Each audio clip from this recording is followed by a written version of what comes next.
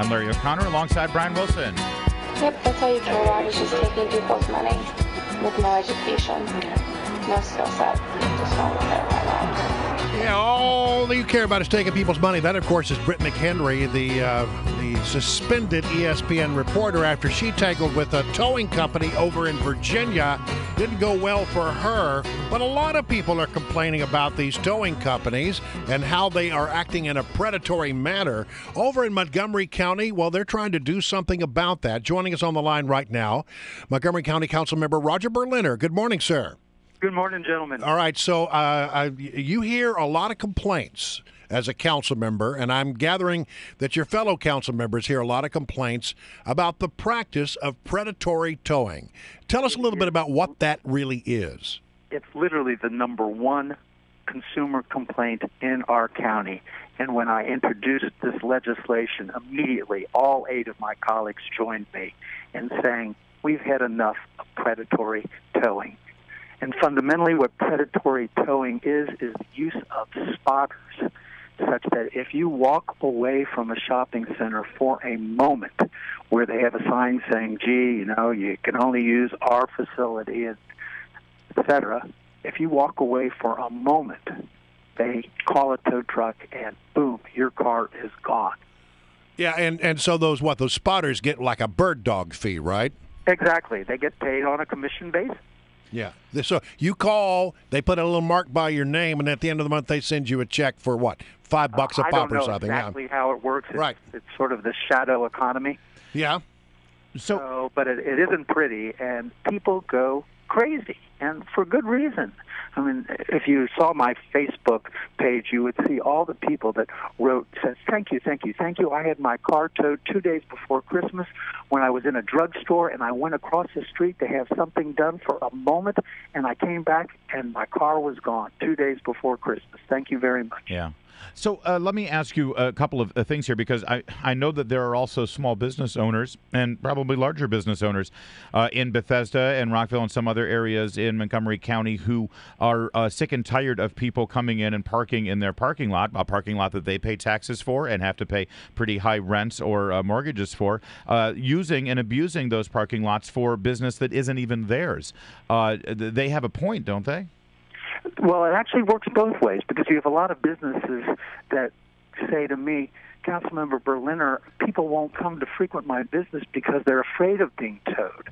So it cuts both ways. There are businesses that are harmed by predatory towing, and of course there are legitimate businesses that don't employ spotters that say, gosh, I need spaces for my people. So both are true, and all we're trying to do is rid ourselves of the unscrupulous business practices. I've got to think that when the business owner says, Councilmember Berliner, people don't want to come to my business because they're afraid of being towed, they're saying, can you give us some more parking? Can you give us some more places to park? Because, I mean, why else? I mean, if someone's coming to my business and they're afraid of being towed, that means that there's no legitimate place for them to park, right? Well, that's not really true. We have enough parking in Montgomery County, I promise you. So why are people? So what's happening to people? They're parking in a place that they're not supposed to. There's no question that people have done something they shouldn't have done. Okay, but it's actually the consequences are out of whack, such that literally, if you're gone from your car for 3 minutes, I had a fellow journalist of yours tell me how she literally left a note on her car saying, "I will be back in 3 minutes." Yeah. And by the time she got back to her car, brand new car, bought it that day, it was towed. That's a bad day. You got your brand new car towed away. Well, and let me ask you, though, what about, these situations? You hear this all the time. Guy pulls into a parking spot, and somebody goes into the store, right? And there are 2 people in the car. After that person goes into the store and has legitimate business, that means that car should not be towed. Second person in the car walks away and goes to another store. That's what the spotter sees, and then the car gets towed. Yep, and I've had people tell me that exact same story. So what does your legislation exactly do? Well, what it exactly does is it says we're not going to allow spotters. We're going to outlaw spotters, and that's the top of the list. And we're also going to beef up the enforcement authority of the Office of Protection, of Consumer Protection. We're going to require photographic evidence. We're going to require the owners of property to keep the towing log on its property, not the tow trucks. So we're doing everything we know how to make sure that we do allow for legitimate tows, but we stop the predatory, unscrupulous business practices. So here's what I'm not understanding. I mean, I'm assuming that when somebody, overstays their time on a meter, that's still, that's towable offense, and you're going to tow those people, right? Yeah. Okay. And so if it's long enough, is literally driving around looking for business, that's it's fair game. Well, here's what I'm not understanding. I mean, if someone is parking incorrectly in a private parking lot, the tow truck can just come on their own and just make that determination. This person doesn't belong here. They have to have a contract with the owner of the property. Okay. And the owner of the property then picks up the phone and says, "Hey, I've got somebody parked in my lot, and he's not my customer. Come and get him." They have to authorize it. So it's really, ultimately, this isn't the tow company's fault, really. I mean, if you take the spotter out of the way here, it's really the business owner who is the one who's saying tow this car. Yes, but again, if you take the spotter out of the equation, you've taken 90% of the problem out of the equation.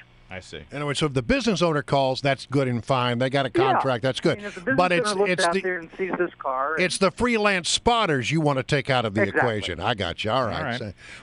So, it sounds like this is going to zip right on through the old county council.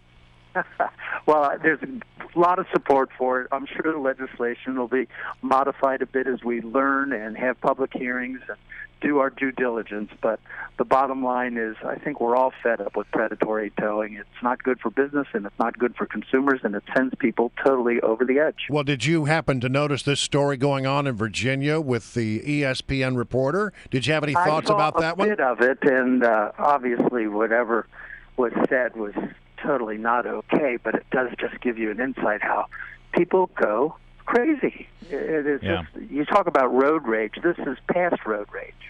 Listen, while we've got you, Councilmember Berliner, and we're talking about parking, and you said, Montgomery County has plenty of parking spots, we're still having a bit of an issue up there at the NIH, aren't we, with regard to their parking spaces in Bethesda? We are, and I really regret that I recently got a letter back from Dr. Collins saying that they're really not going to change their mind with respect to this. So I'm going to call and see if we can't have a meeting and talk about this, because I just don't get how the rest of the federal government is expected to have a 3-to-1 parking ratio, and they literally testified that, gee, they're not regular people, they're sort of special and high-ranking scientists, and they're just not like regular people. And boy, I tell you, I got a lot of special people in Montgomery County, and I think we can all comply with the federal standards of 3-to-1, and I don't get it. When push comes to shove with the NIH, because it's the federal government, are they able to just basically tell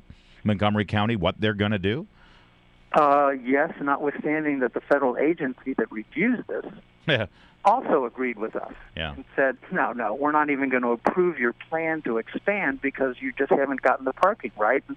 And the federal agency said, boy, most people don't blow us off, but it looks like NIH is prepared to do that, and so I'm hoping we can find a way forward, because they're a great asset to our county, and they're just a terrific organization, and we just hope they can be a slightly better neighbor. All right. Well, listen, Councilmember Roger Berliner, thank you so much for joining us here this morning. Nice being with you guys. All right, bye-bye.